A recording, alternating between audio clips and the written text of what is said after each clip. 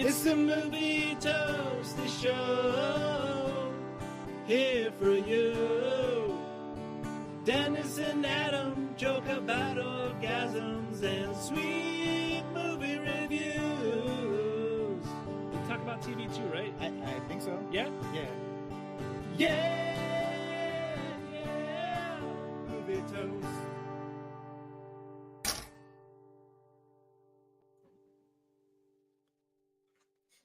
Hey, what's up, Adam? Goes it? Yeah.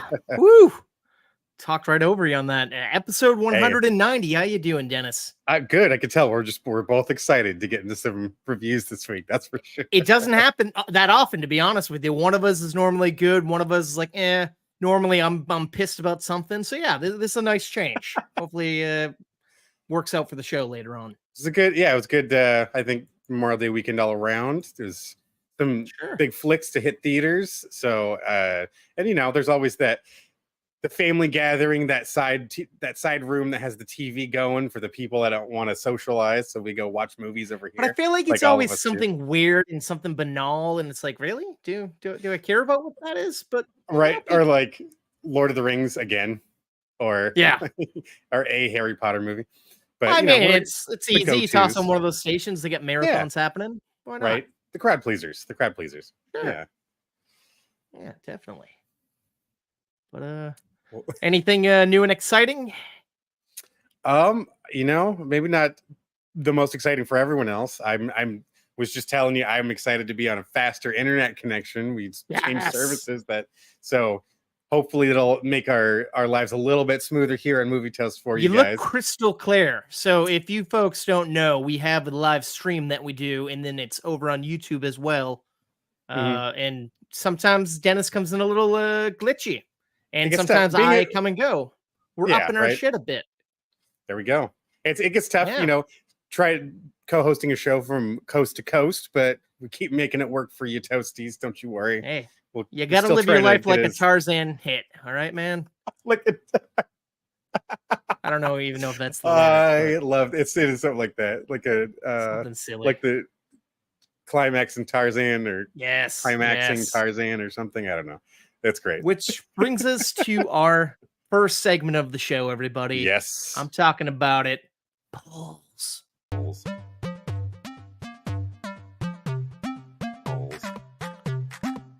This is when we lose all our views because they're like, why are we wasting 10 seconds? I want to see if I can clap as fast as the song does. I don't think that's humanly possible. All right. So I say that is in line with what we're talking about, because on our last episode, I reviewed The Kingdom of the Planet of the Apes. So I wanted to know what the Toasties' favorite film featuring an ape was out of Dunkson Checks In, Congo, Tarzan, and The Jungle Book. So I guess not 100%. Well, no, Tarzan, yeah. So fuck yeah. Sure. I'm right. Yeah. I know what I'm talking about. Yeah, some Rosie O'Donnell action up there. Yeah. Now, which Jungle Book are we talking here? Are we talking Well, I leave that up for interpretation. In my head, I picture the live action because you got Chris Walken as the guy. But I mean, the other one's a classic too. So I'm not a judge. It is. The original, the OG Disney animated film was. I watched the hell out of that one. It's what's funny is that's true for three of the films. I haven't seen all of Congo. I will admit. So I don't think I've seen any of Congo. Oh dang! I know in high school I had a friend who liked to quote one random scene all the time, and I'm like, I don't know what you're talking about, but cool, keep doing it, man. Smart monkeys. But, where are you at with this? Are you heading towards The Jungle Book for your vote? It's. I would like to mention I really dug that version of Tarzan when it came out, the animated film. It's that Phil Collins soundtrack, I think. Fuck yeah, man, that was fantastic, and just the story was. I remember being really intense as a kid, but I think I'll go Jungle Book. That's definitely one it was very very close to me as a kid. I think it still would be. It gets very intense, very fun. It's just a plethora of emotions happening in and one of my favorites is in it, man. Mr. Wayne Knight, I believe, is the big giant elephant guy. So no, I'm talking about Tarzan. Fuck it. Wrong fucking movie. Wrong movie. Anywho, I think maybe it's a tie for me between Duncan Checks In and Tarzan. You know what else I wanted to put on? But I'm like, we gotta up the antes. There's too much kid shit. The film, no, that would have been good. That one's top notch. Fuck. Now I kind of want to redo it. I was gonna say the Matt LeBlanc hit film, Ed, with the baseball monkey, the monkey that plays baseball. Oh my god! But I don't know if he was an ape. That even exists. Oh wow. Yeah, no, that's a good call. Well, in the 90s, I feel like we had a lot of not just animal movies, but monkey movies as well. I mean, Monkey Trouble. Yeah, come on, but that was I'm not remembering exactly what that is, but it sounds familiar. It's where there's this monkey is like trained to like be a thief and runs away from its shitty owner, and this little girl finds him and like befriends. Is that the one with the little girl from that movie Polly, or no? What? I feel like I know what you're talking about now. She was in a few movies at the time, and I can't think of a single other one, but there was another. Yeah, I know, we're good, right? It's almost like we review movies or something. No, we don't know anything. No, we don't. Yeah. Anywho, let's get to the results, I suppose. But these flicks, yes. What do the Toasties have to say? All right, so up first, 0% for Dunstan Checks In. I'm sorry, Adam. That was a classic. Son of a bitch! Look at that! Look at that! It's okay. Look at those two, fucking thick as thieves. He's gonna grow up to be Santa Claus. So is that the Santa Claus boy? Yeah, isn't it? I'm pretty sure. Charlie is his name. Charlie. Charlie. Yeah. I like his return in the Santa Clauses. He's like giving up. He lives in fucking a hot weathered place. Good times. 0% as well for the movie. Neither of us know anything about Congo. That's a lie. You know a little bit apparently. They're smart. So that's leaving some love for the Disneys. So we're go. going with 33.3% for the Jungle Book. Wow. That swung pretty hard for Right? Okay. I'll take it though. Yeah. I mean, they're both great movies. Not? Yeah. Of course. I love how I'm leaving it as a mystery. The 66.7% for Tarzan, as if you don't know what it's gonna be. Oh shit. I mean that's like that had a crazy ass video game come out for it. That was popular for a minute, and that this weird like skateboard surfing thing he was doing in the trees was badass. And like you said, the Phil Collins soundtrack just sends it home. Just a fun film. Oh yeah, a crowd pleaser. Some would say. There you go. Or maybe not. Definitely. But the Toasties would say it's a crowd pleaser. Hey, it pleased that crowd. That's for sure. It's the only crowd I'm worried about. Exactly. So on the last movie, I reviewed a movie that was not a crowd pleaser for most people. The new Chris Pine directed, written, and starring film known as Pool Man. So I wanted to know what the Toasties' favorite Chris Pine film was out of Princess Diaries 2, Royal Engagement, Star Trek, Hell or High Water, and Wonder Woman. No, you got some. I dig a lot of these movies. I know number one. I have not seen Princess Diaries. What's that? You don't like the Princess Diaries Deuce? The second one, no. I just couldn't, I don't remember it either. I just to watch it. Yeah, I didn't know he was in it, to be honest, for a while. I think I saw it for the first time in a long time a few years ago. Yeah, I'm with you. The other three, though, I mean, I got to give props to all three of them. I enjoy all the rest. I mean, Hell or High Water, him and oh my god, why can't I think of his name? I had his name earlier. Fuck. He's a chameleon. Yes. Get on my balls. What is Ben Foster? Ben Foster, thank you very much. Him and Ben Foster together, that was just, they were a badass pair, and I bought it. The whole bank robbery vibe that they had going. And that movie was tense, and it was gripping the entire time. Wonder Woman, he kicks ass in that. Like, and I like he's kind of the... Yeah, he was. He was the damsel in distress almost. I was just going to say that. I like that when they turned it, and he was the one that had to be saved. Even though he's trying his best to keep up with fucking Wonder Woman. You're not really going to keep up with Wonder Woman, but thanks for trying that, Chris. It's the Star Trek. I mean, come on. Kirk is Kirk. Like, why not? That's still a great movie. It still stands out. Oh yeah.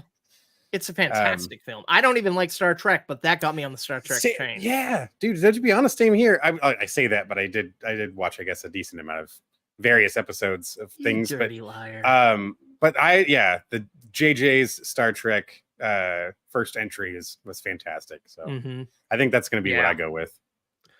I'm That's a very close runner-up for me. I think I'm going to go Hell or High Water. Oh, nice. See, like you really can't have a bad choice unless you say Princess Diaries 2. So, I mean, you know, it could be a fantastic film.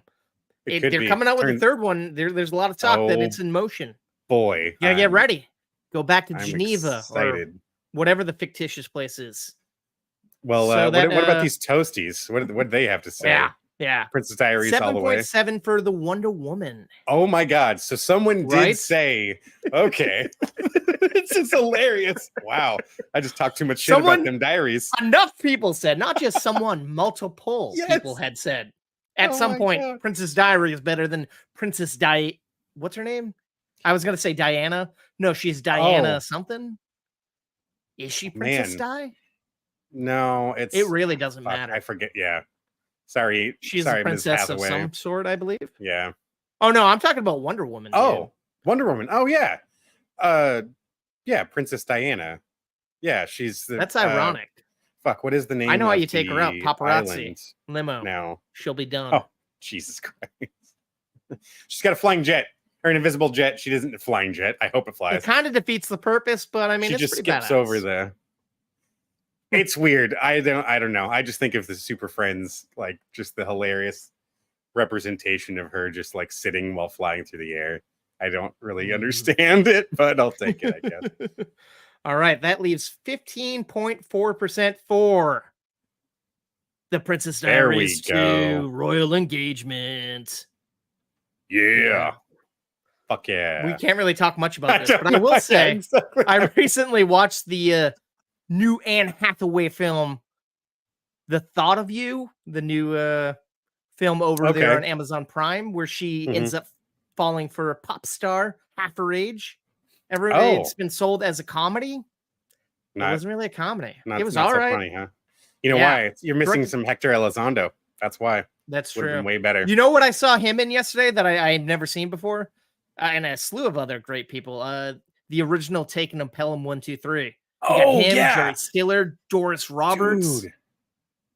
That movie is awesome. Yeah. Oh my God. No, it's just a fucking hit list on that thing. Like everyone in that movie kicks ass. Now that's awesome. Now that I'm glad you get to. That's why we're recording tonight, because I had that in a Japanese movie I went to see. Although I missed the first act. I missed like an hour of it because I couldn't find parking and I was pissed. But I mean, I got in and I knew what was happening. I was on the edge of my seat. I was digging it.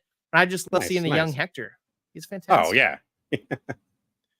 All right. Already. Up next, I couldn't fucking guess. I genuinely have no idea. All right. Hell or High Water is third. Then. Okay. 15.4% voted for Star Trek. Oh. Yes. Wow. I was shocked. Right? Wow. I thought it would have been like Star Trek, Wonder Woman, Hell or High Water, Diaries. But I was wrong. Well, yeah, I'm glad I didn't bet money on this one. I never would have got this right. And of course, that would leave 61.5% for Hell or High Water. It's funny. I was watching the trailer for it. I don't know why. I'm like, it's been a while. And they sold it as the writer of, I forget what he wrote before, the guy that did it. Is the dude who did all the Yellowstones and stuff, but back then he was just known as the writer of some like mediocre movie, and that's how they were selling it. And I'm like, now he's a big, I'm like, he's a big deal nowadays. It's crazy how time changes things. They're just asking him, fucking, how many more shows do you want to make, man? Like they're just throwing money at that guy, right? I don't need no stinking Kevin Costner. Fucking fuck out of here. We'll just keep going. We'll make prequels. We'll make prequels on prequels. We'll make spinoffs. It doesn't matter. Right. Which I thought was hilarious that he then goes and does like almost the same thing somewhere else. He just gets to be an older cowboy, like actual cowboy era, not modern cowboy. The thing is, he was writing and directing and starring in that. And it's like an epic 3-part film. So it's like, I read an interview with him. Like he finally came out talking about it. And he was willing to do the episodes, but like they kept pushing and it just fucked up his schedule. But see how it plays out. It's a shame. Yeah. Good for him. He doesn't need to worry about it. They're all good without him. You know what show I do like, directed by the Sheraton guy? The Sly Stallone show. Yes. that they have. Been hearing good things. Say Mayor of Kingstown. Yeah, no. Oh yeah. It's a fantastic show. Wrong show, but it's so good I forget the title of it. Damn it! It's on the tip of my tongue too. I feel like Tulsa King. Tulsa King. There you go. Yeah. There you go. Great you can't show. Put him out to pasture. He ain't done yet. Right. I'm looking forward to it, even though there's been some talks about Sly being an asshole to the extras. But hey, what are you gonna do? What are you gonna do about it? He just gets annoyed repeating himself over and over again. I just stand over there. It's hard. I just stand over there. Sly, you're not even the director of this. I just stand. All right, should we get into the feature of why people probably are listening or watching, Dennis? One can assume, but I think we are ready to go for some reviewage. Dennis and Adam, we gonna blow your mind. We're stepping up to the plate, ready to swing. Analyzing movies like a scientist. Why does a scientist? I don't know. I don't. None of those lyrics make any sense, but it rhymes. Thanks, AI.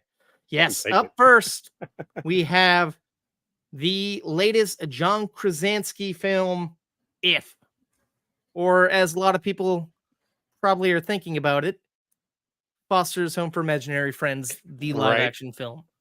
So I never watched the show, but I mean, I know you've told me about it. Other people have commented on it. So essentially you have this young girl named B. She's staying with her grandmother as her father's in the hospital getting ready for surgery. She sees this weird person go upstairs above her grandmother's house. She follows them, knocks on the door, meets Ryan Reynolds and this imaginary friend, realizes, oh shit. Well, she doesn't realize. He says, oh yeah, I see imaginary friends that people forget. And she's one of them. And you can see it too. And the girl's all excited. She's like, yeah, this is awesome. And of course, Ryan Reynolds is like, yeah, it sucks. I hate it. They won't leave me alone. But he started a business where he wants to rehome them. And the girl wants to help out. And he's reluctant to allow her to do that. But he says, why not? Makes my job easier.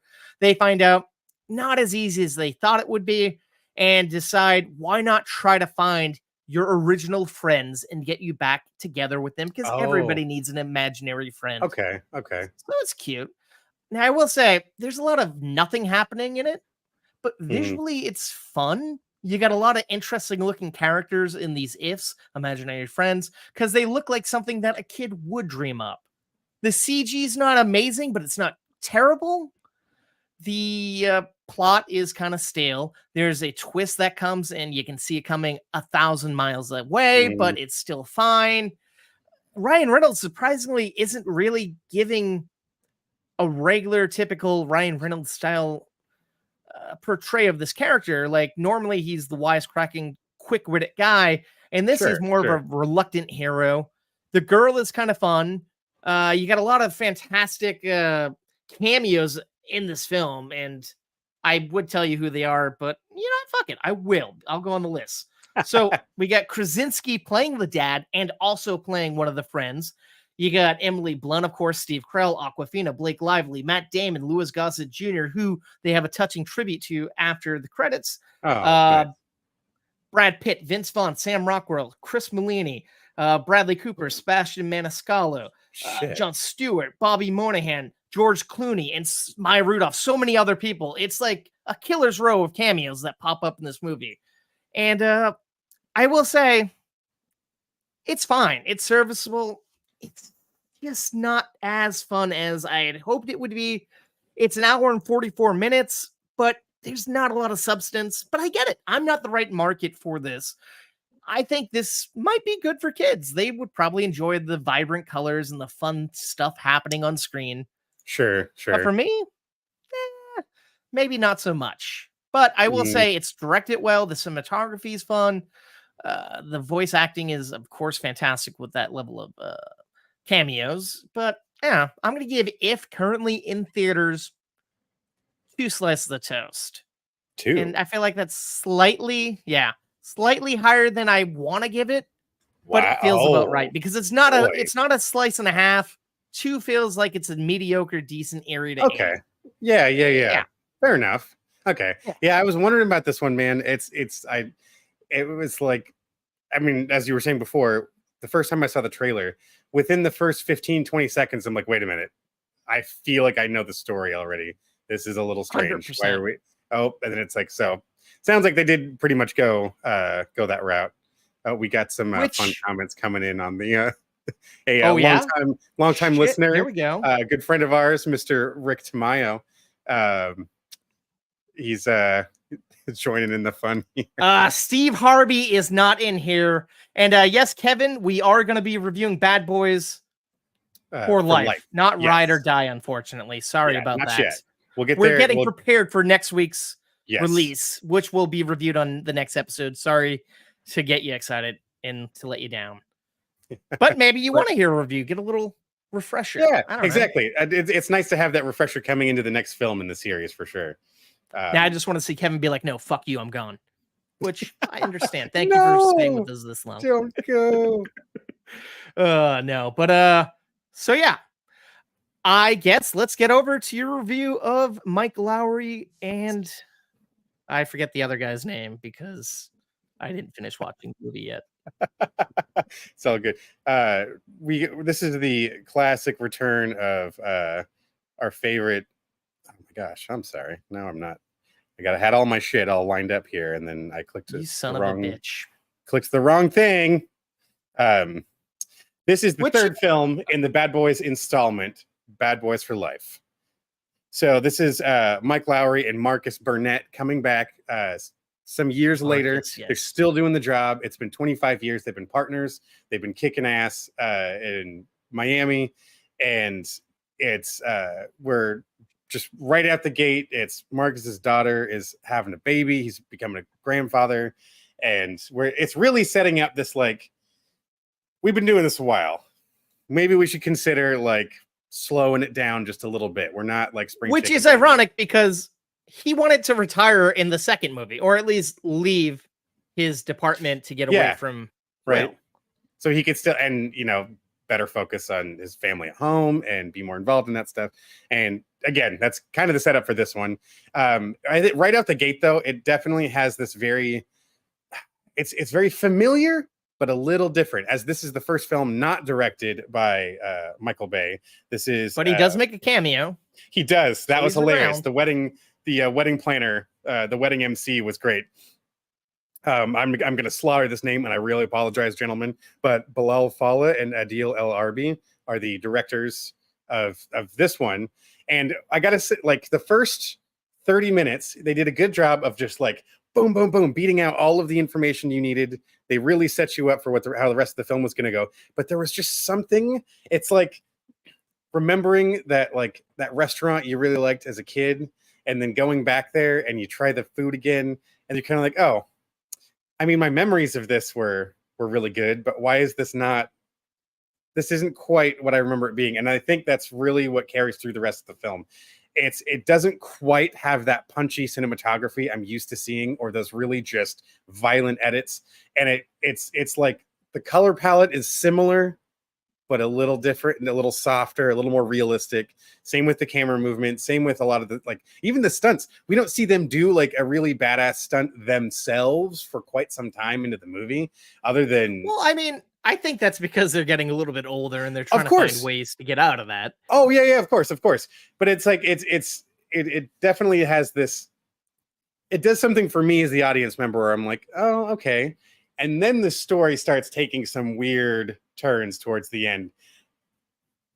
Wasn't a big fan of let's get out of the way. The big thing that happens to set off this movie, which comes in right at the end of the first act, Will Smith gets gunned down and almost dies, and that causes Martin Lawrence to decide to retire because he wants no more of the carnage. He wants to just be a granddad. Exactly. And it's like Will wants to get revenge on the asshole who got him. And then, of course, other people get hunted down, associated with them, and that's even more cause for these two to get back in the saddle, hop in the Porsche, and kick some ass with help from some tweens. Yeah. Oh my God, exactly. That was an interesting choice to include a lot of these other support cast that I kind of missed. I kind of missed the other detectives that we had in the first two movies that were just kind of like the wisecracking asshole friends. Yeah, that they would still fucking have their backs, though. At the end of the day, we're still cops. We're still going to do the job. Yeah, I don't like this pivot going this way. I just wasn't this big a fan of it. Mind you, I still laughed. They still had some cool moments that I was just like, okay, you're nailing this sort of the things I want to see in a Bad Boys movie. You've checked the boxes. It's not a very fluid line from one point to the next, in my opinion. So I don't regret watching the movie one bit. I think we talked about it off mic, but I streamed this over on Hulu, where it's available. All 3 films are available on Hulu right now. So if you are like us and you want to get back into the Bad Boys zone, check them all out there. I'm going to give Bad Boys for Life 2.5 slices. Still some fun to be had, just not quite as strong as even after watching the first 2 movies again. We did all to lead up to the third one. I have so much more fun watching the first 2, but go figure. They were made when they were. Yeah. It was kind of like prime action movie 2000s era.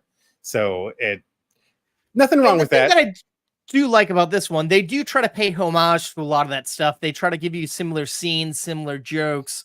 Yeah. But like you said, there's a disconnect because it's been over 20 years since we've last seen them do this. And it's like, okay, I guess the joke's there. And also the weird thing was calling this third movie For Life. It's like, come on, you didn't really think you were going to do a 4th movie. And then you call Ride or Die the 4th movie when the catchphrase is we ride together, we die together, Bad Boys for Life. So in retrospect, they should have done it in reverse, but whatever. It's still a fun time. I will say rewatching the originals, fantastic. It's a shame more people didn't see this in the theater. And this came out right at the beginning of 2020. So it was on the verge of like the pandemic breaking out right before lockdowns happened. So it was kind of a murky time for it to happen. Yeah. And I want to say it took a pretty big hit in theaters just because the audience would have been there. I 100% believe the audience would have been there if we all would have been out there. But that's the thing. It was like we were still out there, but we knew that there was this thing lurking and it was life or death. Assholes like me were going. I was going till the very end, and I jumped right back into the theater when I could because I'm a gluttony, and apparently I'll die to watch movies, and that's all right for me because for life. Wow, why not? Yes, movie toaster for life. But yeah, it's crazy to think that they even would drop a Bad Boys movie in January. Normally you drop shitty movies, and this movie isn't shitty by any stretch of the imagination. It's fun. This is a summertime movie. We're about to get the 4th one next week, and that makes sense. Kick off the summer with the franchise that comes with the big bang. Weird that they didn't hold out for July, but whatever. Get in while the market is still a little fresh. Mm-hmm. Yeah, absolutely. Yeah. So moving what on, you got up next for us, man? I have a new film that comes out this week, and by this week I mean May 31st, this upcoming Friday, or it's already out depending when you're listening or watching this. A new movie called Ezra. It's about a single dad who's co-parenting his autistic son with his ex-wife, and they don't see eye to eye. The kid kind of gets ostracized a bit at school and causes a little bit of trouble. He needs more attention, and it's not really the right place for him to be, which is public school. But the dad thinks, hey, my son deserves to be there because I was kind of like him as a kid, and it kind of made me the man who I was, because you shouldn't be sheltered and just be taught that you can skate by in life. And one thing leads to another. He gets essentially, he can't see his kid for 3 months, restraining order because of something that happened, which is totally ridiculous. And then he finds out that his kid is now going to a special school for kids with autism and on medication, things that he disagrees with. And he goes to kind of see his kid from afar at the school, and he can see that the pills have taken a toll on him. He's kind of like a zombie. He's unhappy at this new school. So one night he breaks into his ex-wife's apartment and kind of kidnaps his child and takes him on a cross-country road trip. Even though his father tells him this is a bad plan, even the kid's a little not sure what to go with, but it's this fun coming of age. Like, it's so weird because I can see reasons to agree with both parents, and you know that this is a shitty thing he's doing by kidnapping his kid, even though it's his kid, but you're still kind of rooting for him, which is the weird thing. And it has a fantastic cast. The dad is played by Bobby Cannavale. His ex-wife is played by his real-life wife, Rose Byrne. His dad is Robert De Niro. But the kid himself, this is a boy named William A. Fitzgerald. I assume he's not autistic, but he does a fantastic job.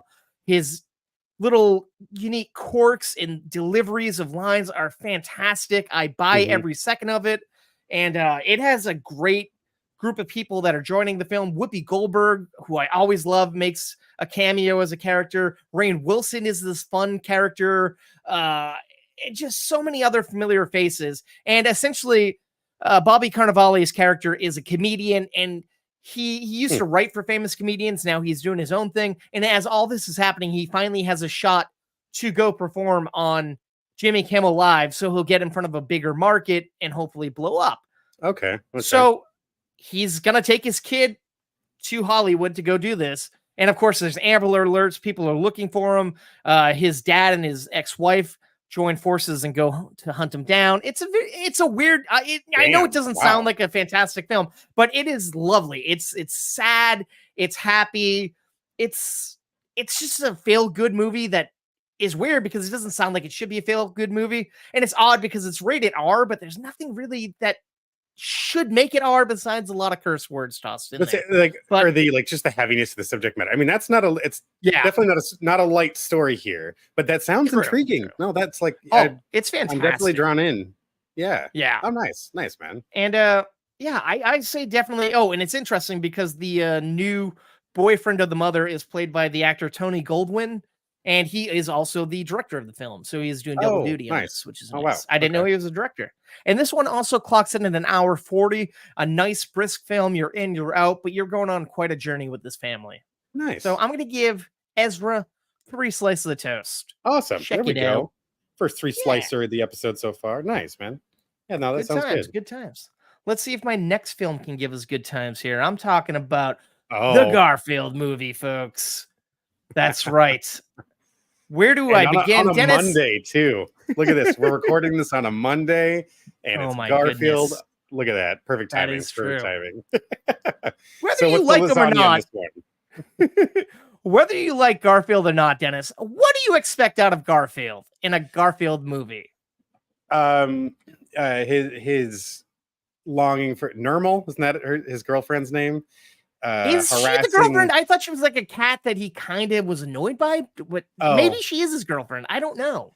But yeah, harassing Odie and then maybe terrorizing John a little bit, getting him to make him lasagna, hating Mondays.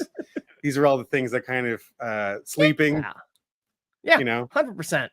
Just as a flabby tabby, which you kind of get that. All right, so kind of.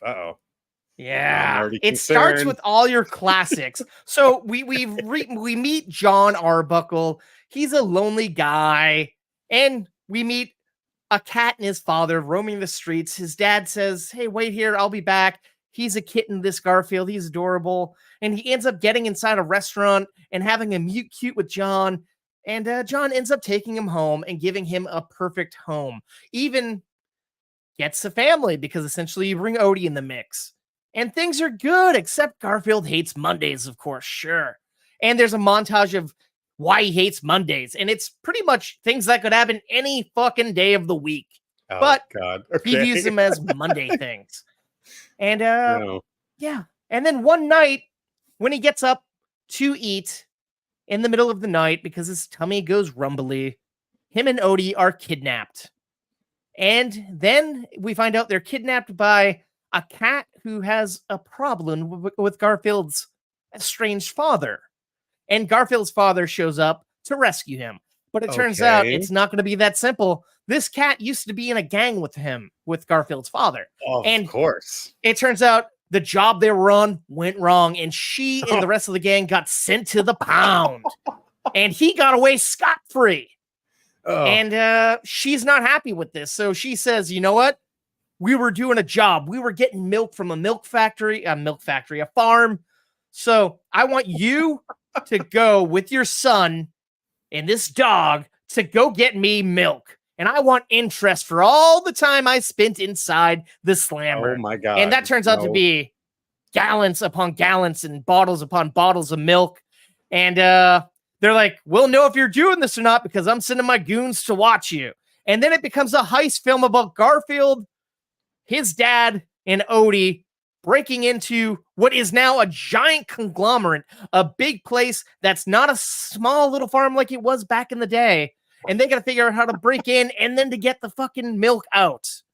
And I'm saying this and you're laughing because, yeah, it's a stupid premise, but it sounds like that could be really fun, but it's not. It's so slow and so mundane. It's like, why is this a Garfield movie? You could have just had Garfield at home and that would have been fine. You could have had a story about Garfield and his estranged father getting back together and that would have been fine. Or have a really good heist movie because that's kind of unique. I mean, fuck, just have him feud with the neighborhood cat across the street or some shit. Yes. And I think you could have played that up enough. Like Neighbors, but with cats. Let's just do that. You don't quit interrupting my nap time and TV watching and whatever the fuck, you know?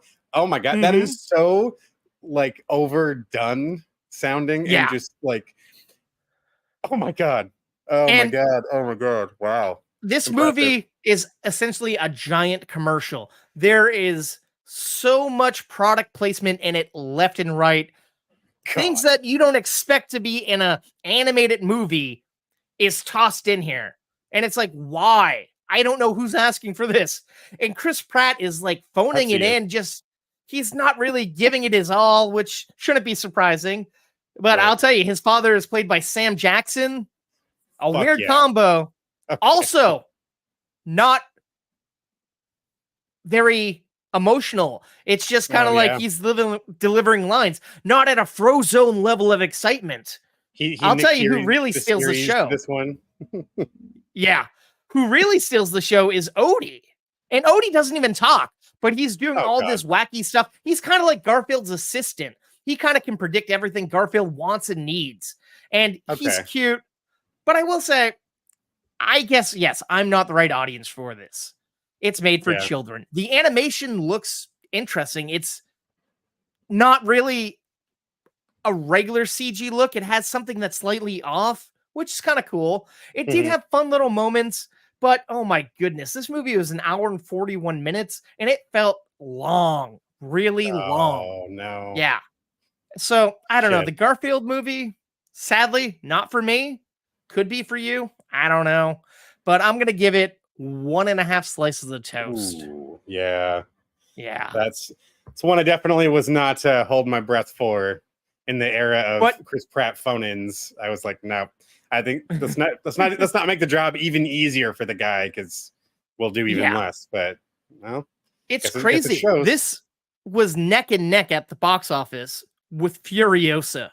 The two of them have been duking it out the past couple of days. Which that's funny because there's an audience. Yeah, right. There is definitely. When I was at the movie theater, I saw families coming out of screens where it's like they would split the family in half, like. Mom or dad would take the younger kids into Garfield, and then the other parent would take the rest of the older kids into Furiosa.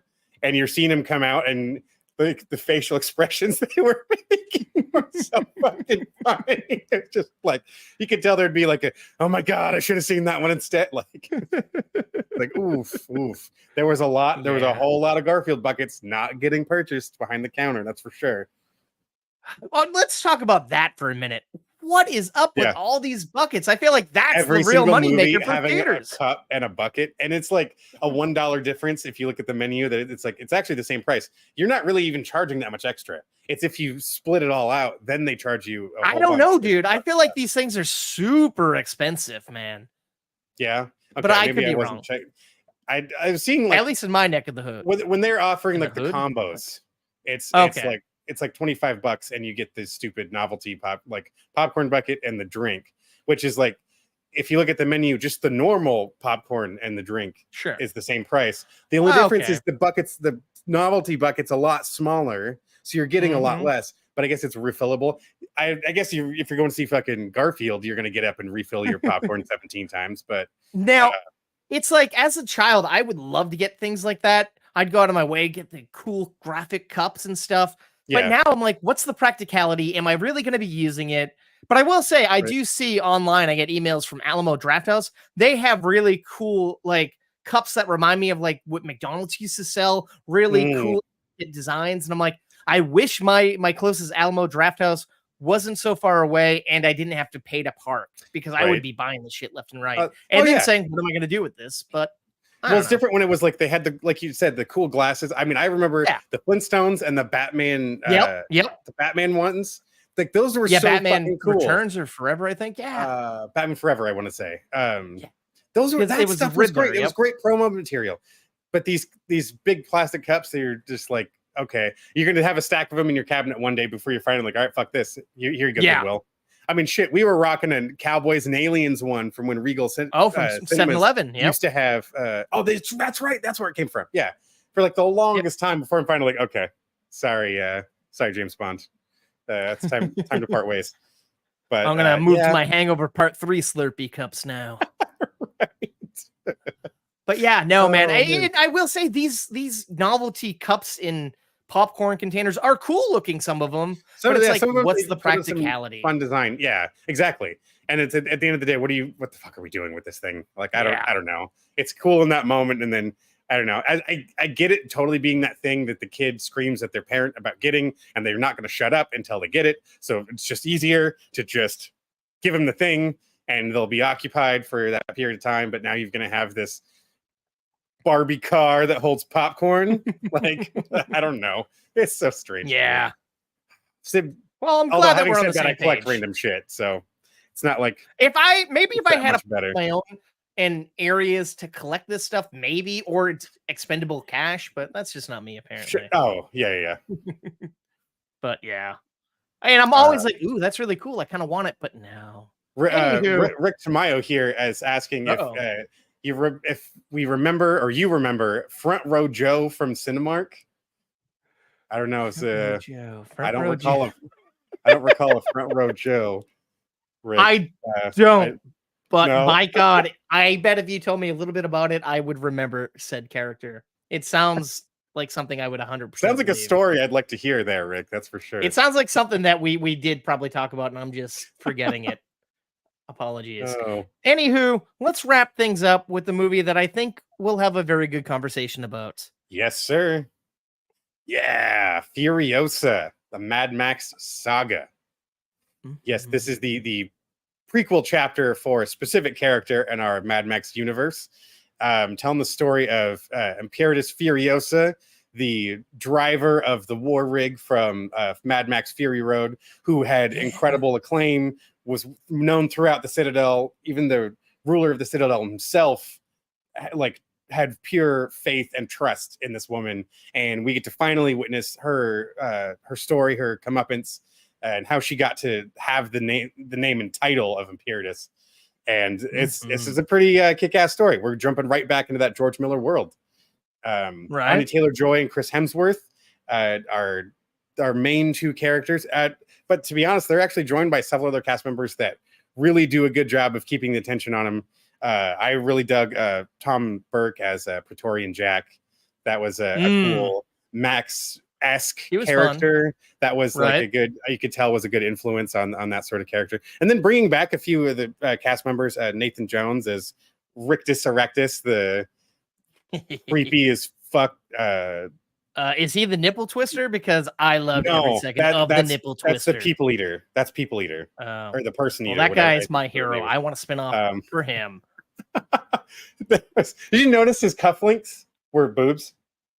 I did not. Yeah, I was like, there was a shot of him. He was like, he had his arm up, and I was just like, oh my God, they just went all out. It was just nipples all around for that guy. You gotta. Heck yeah. Oh, Rick is following up.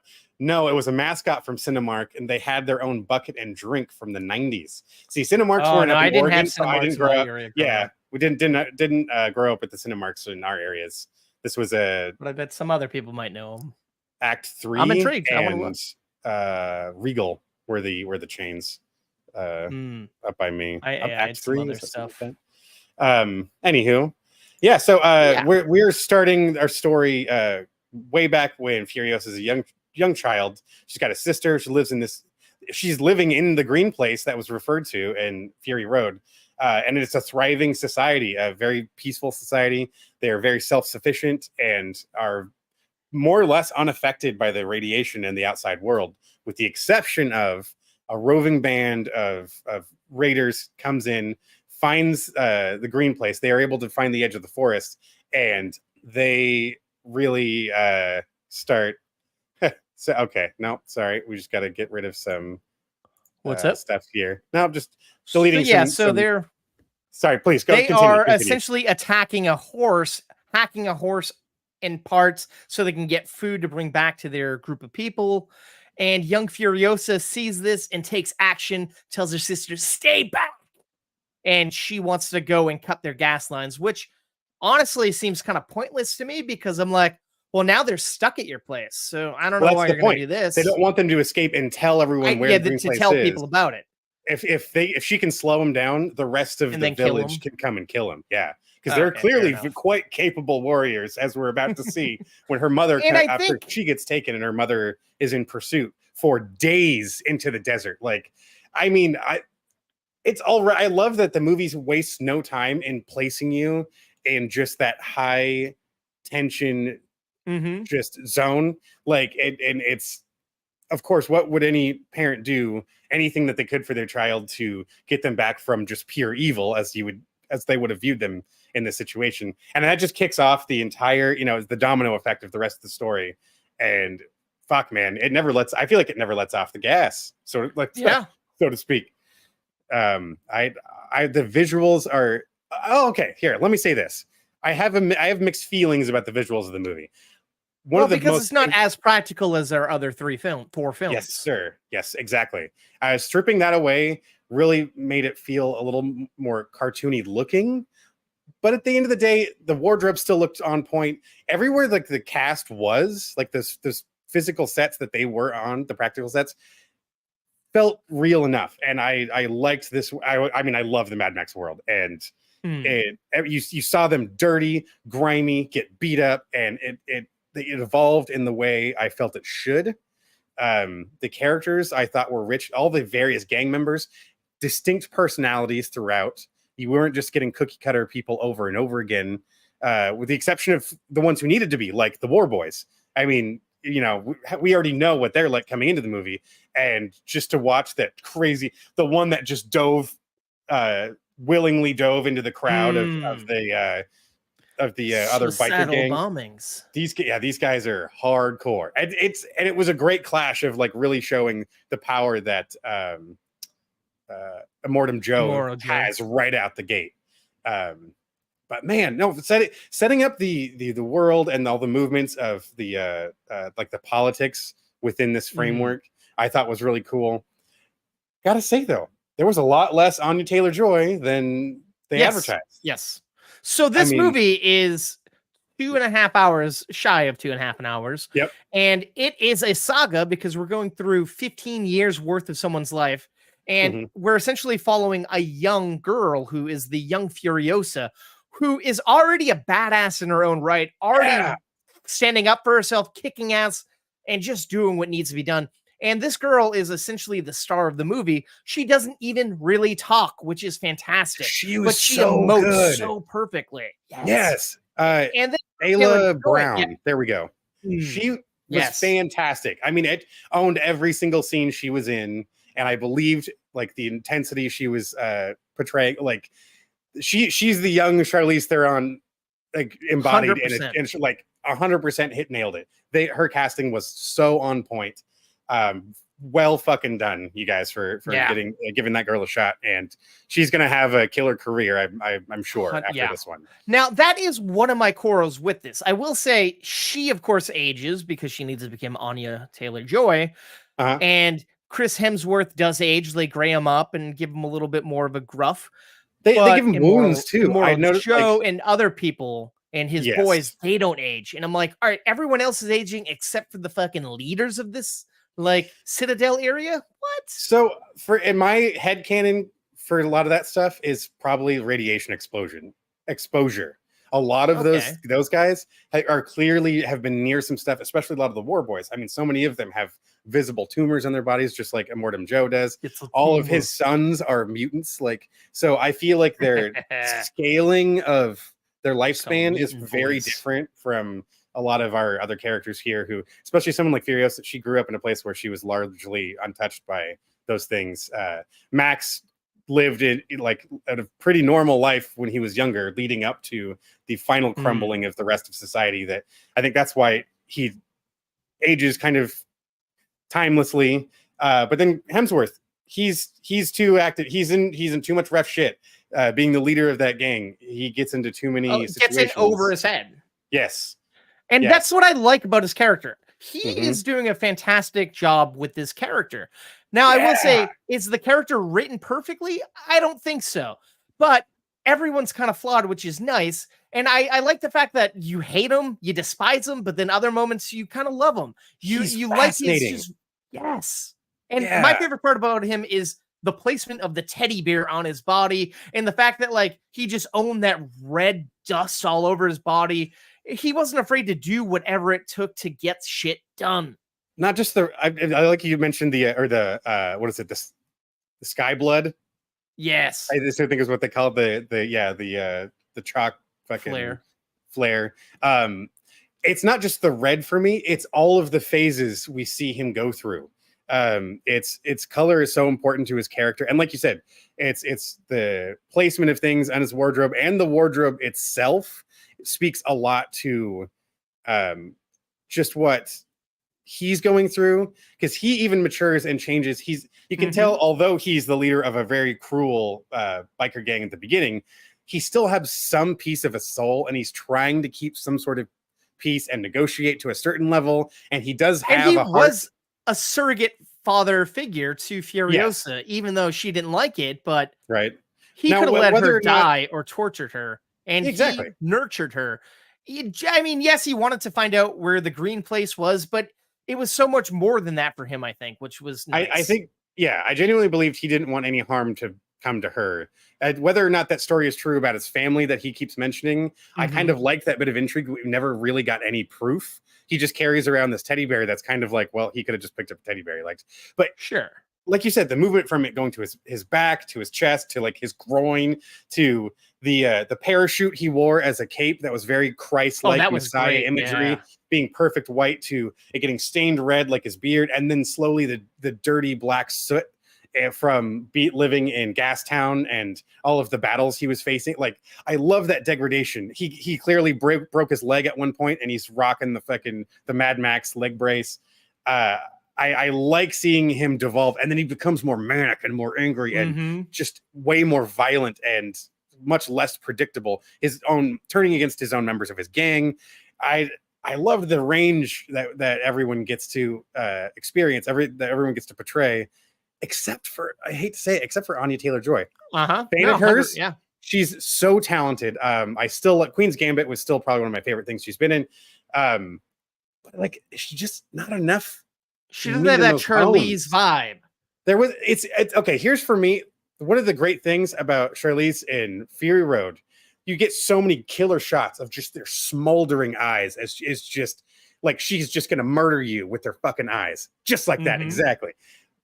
Anya Taylor-Joy, every time we cut to that sort of shot with her, she's like crying or tears welling up, and it's like it kind of undercuts the intensity, which I get she needs to build that sort of skin up. But she, like you said, she kind of already had it as a kid. I wanted to see her there's only the first attack when she was the stowaway on the one war rig. That's the first time I feel like we finally see her really embracing her element, even though she still kind of falters a little bit. But it's that, all right, now I'm going to take you under my wing. I'm going to teach you everything I know. I'm like, okay, this is it. Now we're going to get Furiosa. Not really. And then she's still kind of like has to warm up to the idea of it a little more. But like, I don't fully get why. So we have her as a young girl, and there's that big time gap. I feel like maybe we could have had Charlize come in as the character. Maybe it would have been a few more years than 15, but I don't know. It just felt like there's a big disconnect between her and Charlize. I don't know. I'm with you. That last bridge, the last scene that links us back into Fury Road. If we just got one shot of her back, because I mean they got so many other people back. I was even surprised to see what was the actor's name? Josh Hellman. It was funny to see him play two different characters in the last two movies. So Josh Hellman plays one of the war boys that he's the one that gets in the fight with Nicholas Hoult over who's going to drive. And he's like, no, give me a blood bag. I'll be the fucking driver. You're going to be my lance thrower, and fuck you. I'm crazier than you. But then he comes back. Josh Hellman now plays one of the sons. He with that weird wig. He's the one that's kind of keeping a check on Rictus. Oh, and I like, because I want to say Scrotus is in the video game, which fucking great. Even to this day, the Mad Max video game is fantastic. Highly recommend it. Still kicks ass. Very much feels like this world throughout. Really good time. But back to Furiosa. It's a good journey, man. I thought I was gonna have a tough time with as long as the movie was.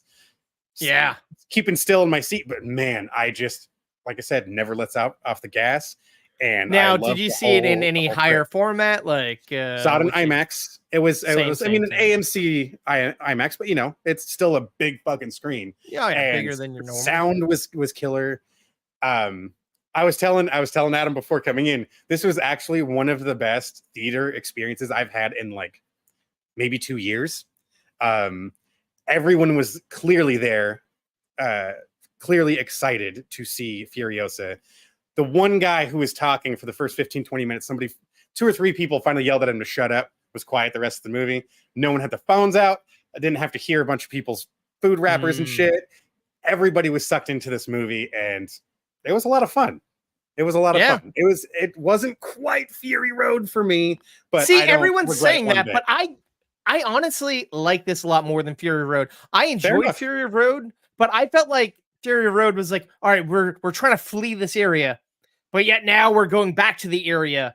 And it was just a lot of like, I don't know. It's just a lot of on the road movement and not as much story. And I'm here for the story personally in this. Oh, for sure.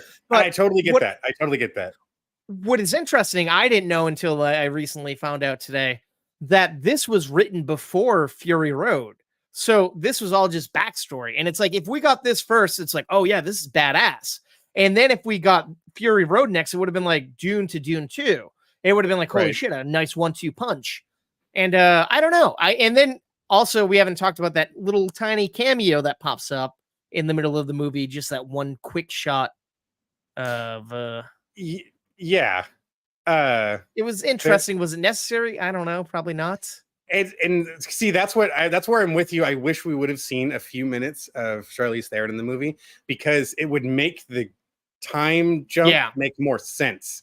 Because clearly, homie was in the area, because he wasn't that far away at the beginning of Fury Road. It was the geography wise, it's pretty clear. Yeah, these three main cities are kind of like it.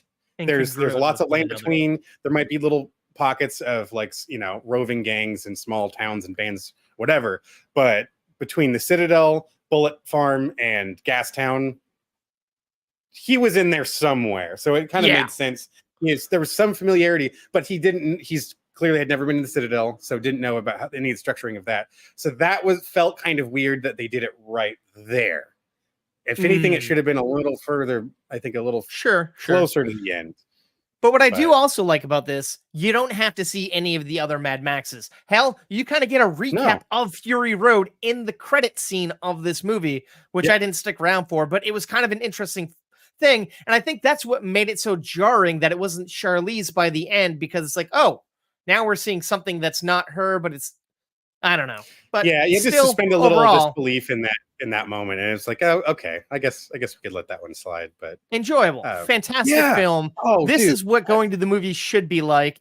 And I know a lot of people are freaking out saying, oh, it didn't make as much money as they predicted. But guess what? The landscape of films have changed. Now we get movies. By the time this episode comes out and we record the next episode, one of the movies that we've reviewed tonight will most likely already be on video on demand. Now we're getting less than a month time. So people aren't going to be like, all right, I want to shell out $20 for myself, let alone my significant other, my family, this and that, when I can just wait a few weeks to see it at home, even though, yes, you're not getting that full theater experience, but you're also not getting the downside of that experience, which is the asshole shitty people, but it's a give and take, and people have adapted to that COVID style. Yeah, people, I know 100%. It's funny because even the local news anchors were talking about this the other morning. It's especially for families with kids. There's just not worth fighting all the other elements when it's like we could just do this at home, and it's like, oh, it really doesn't seem that much different. I mean, I think the more hardcore moviegoers, yes, there is a tremendous difference, 100%. But that's not what everyone's showing up for. But I 100% agree with you on Furiosa. It's meant to be in the big screen. You need to experience it. Let it happen to you, you know. And that's the type of George Miller shit that I'd like. That's why I love the Mad Max world. It's something that is meant to. Why I love the Happy Feet and Babe movies. Yeah, but he knows what he's doing, and that's the thing. This franchise has been around since the late 70s, early 80s, and it's the only franchise. We have a lot of franchises still going strong from that time period or reboots, but this is still George Miller in the helm, in control of everything, and he's orchestrating. It's not other people coming in fucking things up. He gets to fuck things up himself. It's kind of nice. And it's not even how many slices are you gonna give it? Dude, I'm giving it 3 slices of toast. It's a rock solid time. There's a few things that kind of stick out for me that don't quite give it to 3.5 for me, but I would go see it again, to be honest. I'm contemplating tomorrow. I'm going to the movies. I'm not sure if I want to see this or see Fall Guys, because I didn't pay to see Fall Guys last time. It was a free showing, and I kind of want to get money over to that because I know that movie hasn't been killing it, and they're both fun. But I will probably see this again. I kind of want to see this in 40X because I bet it is a hell of a ride to be in that seat, moving around and just living this. Oh, man. I'm going to be close to you. I'm giving it 3.5 slices. Nice. Awesome. Hell yeah, man. It's deserving of the 3+ mark for sure, though. You know, like 100%. I will say, as soon as the movie was over, I turned to Val. I was like, I could watch another hour and I wouldn't bother me one bit. This is a world I love coming back to, and I can't wait for. Hopefully, it doesn't take another decade to. I mean, he's already talking about Wasteland, another entry in this world. Now, I'm not gonna lie, I had bad judgments on the Mad Max trilogy in the beginning. I never fully watched them because I hate deserts. I hate road movies like that. But after watching these, I think I'm going to hop over to Max and watch the original 3, even though I know they're not all interconnected. But still, I really want to experience those movies now, having this as a back. I'm curious that how do you interpret each of the films in the rest of the universe? Because I have my own. I'm sure that may or may not conflict with George Miller's. I've never fully watched all of them. I've only seen bits and pieces of, I want to say, like, what was the second one? Road Warrior? Road Warrior, yeah. That's probably the most I've only seen bits of that, I would say. Okay. But I remember seeing the trailer for the original and being like, oh shit, a post-apocalyptic Australia. This looks badass. And then never gave it a shot because I'm like, oh, I know where it's going. It's just going to be a bunch of sand fighting and I don't know. But now I want to go and watch it. Oh yeah, so, yeah. I don't know. You're gonna love that kid with the fucking razor blade boomerang. I can already tell. Oh, I know that kid. Yeah. That kid's good shit. I've always taken it as the first film is the only one that's like the first film. You set the world up. We get all the background for Max. That's it. That's all the first one does. The rest are the tales of Mad Max. These are the stories that get told in camps around the fucking campfire or whatever. And that's what we're seeing here. The only other thing that's extremely like chronological would be Furiosa and Fury Road. Obviously, have a very specific chronological. They play in order tandem of a events. lot more than the others. Yeah. Now, one thing I really respect. I listened to him in an interview on a podcast recently, and they asked if they ever had if George Miller ever had plans to bring back Mel Gibson as like a not modern day, but an older grizzled Mad Max. And he said, no, because I don't really know where Max is in his 60s. I know where he is younger. And I'm like, I respect that because most people be like, yeah, people want it. I'll just make it and it's going to be shitty. But he's actually has to connect with the character. And I think we all think Tom Hardy did a pretty damn good job as he did an incredible job. Replacement. if anything, it's like I think a way to use it would be so the way we have these sort of like nightmares and visions in the Mad Max world.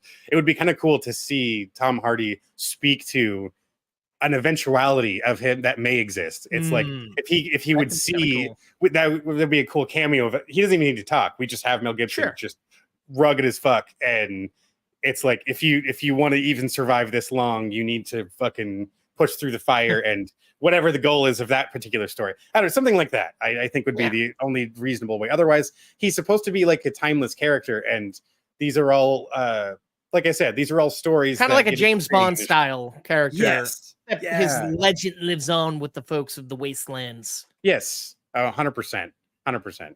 So it's bring it on, Georgie boy, bring it on. I'm excited. Like you said, hopefully we're not going to wait like another 10 years or whatnot to get another entry in the saga. But either way, it should be worth it. But he's getting old. I mean, 79, I think, somewhere around there. Yeah, it'd be a matter of maybe a passing of the torch for the next film.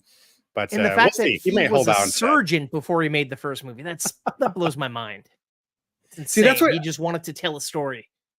That's one of the things I love about the first one is it's like a really fucking awesome film school movie that actually got a decent budget, but it's actually a really, really tiny budget. Yeah, and they didn't have any permits or anything. They were just running and gunning guerrilla style, making this epic film. The stuff, the stunts they're doing, the stuff they're doing was insane, and you totally feel the passion and the inspiration for the rest of the series purely based on what they were attempting in the first one.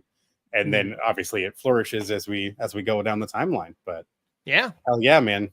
I'm glad we're both on the Furiosa train here. We had a couple of duds in the earlier reviews, but we ended strong, I believe. That was like a 20-minute conversation. Hopefully, people didn't fully hate it. I don't know. We'll find out, I guess. Folks, I hope you enjoyed those reviews. Maybe inspired you to go check out something you weren't considering to see, or maybe we changed your mind on something that you weren't too hot on out the gate.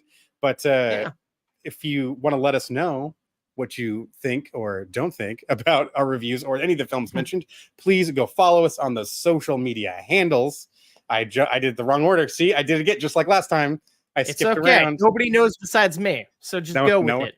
That's true. That's right. We're talking 2 Facebook's accounts, 1 X account, 1 Instagram, TikTok, YouTube, all at movie_toast for the most part. You can find us. Yeah. We get almost daily videos, shorts, full reviews, things that we don't even talk about on the show, clips of the show. It's an okay time. Polls, you can take part in the polls. Yeah, please do. Yeah, and then be a part of the show itself. That's the fun of that whole segment, is hearing what you guys think. And as you saw in this episode, some people we're talking to is in the chat, and we'll respond. So come join, be a part of the show, man. Yeah, it's a fun time. And if you're a filmmaker, oh yes, what's up? Yeah. Oh no, I was throwing a wild card in there, but you had a good. Oh no, go with the wild card. Let's do it. Say, maybe you find yourself in San Diego here for this year's Comic-Con. Movie Toasters will be there. We did WonderCon earlier this year, trying to do more of these sort of live event sort of functions as we can make it out to see each other. So please let us know if you guys can make it out there, or just follow along on our socials for those Comic-Con hijinks that'll be happening. Oh yeah, you know us and our hijinks. That's what we're known for the most. Those wild and crazy guys. Oh yeah. Oh boy. So yes, as I was saying earlier, if you are a filmmaker or someone associated with a short film under 15 minutes, please head over to filmfreeway.com and search for Movie Toast the Festival, or go to Movie Toast. You can go to movietoast.com. Anywho, go to filmfreeway.com/Movie Toast the Festival. Submit your film to our online festival. This is the 4th annual one. It's going to be in December. It's free. It's a fun time. Please. Watching the festival is free. Well, there's a very small, it's almost free to be a part of it. It's so small, under $20 to submit your film, and that's at regular submission period. Where early bird has ended, and we're in that spot of slightly more money, but not too much more money, folks. Oh yeah, for sure. So yeah, please at least join us for the festival. It's always a fun time. We have so many different films, so many different genres that we cover. It's always exciting to see the level of creativity that comes out from all around the world too. That's the cool thing too. It's not just here in the US, it's an international situation here. So it's a fun time. It's a fun time. Please come check out the show this December. Right. But say you're like, hey, yeah, we don't want to go to any film festival. We don't want to take part in your polls. We don't want to comment on your videos. Dennis, what can the fine folks out there do? I mean, but what could they do to possibly help us? Well, you can go to Apple Podcasts and leave us a review and let us know what you think of what we're doing so far. We just want to hear the honest to goodness truth, the good, the bad, the ugly, and the beautiful. That is all that you have to say about the movie Toast. And we want to make this the best show we possibly can for you, the movie Toasties. Yeah. Yes. And, maybe can't do none of that. You're just like, all right, give me some more movies. Well, at this point, this is the chapter where we just got to say, please stay toasty. Stay toasty.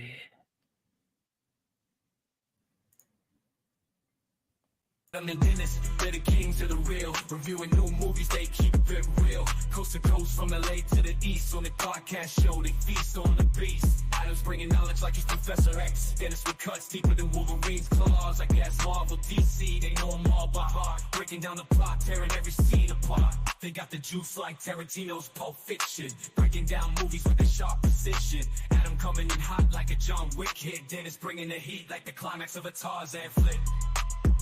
That's what it is. The climax of a Tarzan flick.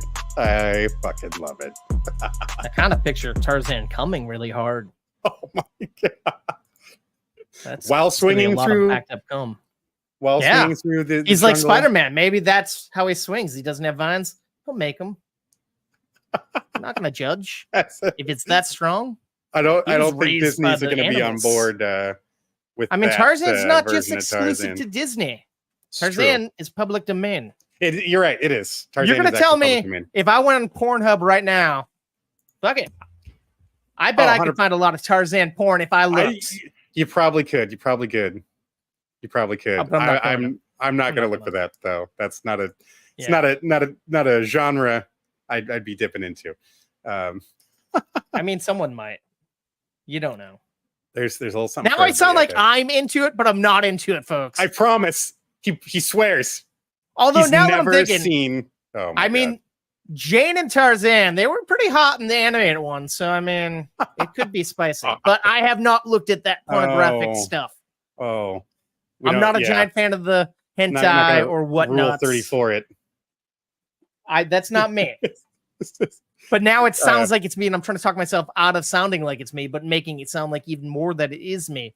But next episode, Adam's review of the XXX Tarzan movie. Hell yeah, that's Movie Toast After Hour. You bet your socks. Boy, oh boy. Oh, man. Oh, right, you know what I saw that's related? No, okay, I'm not What's gonna. that? I know you get mad when I do this, so I'm gonna stop it. Thanks for listening and watching. Thanks for joining us, folks.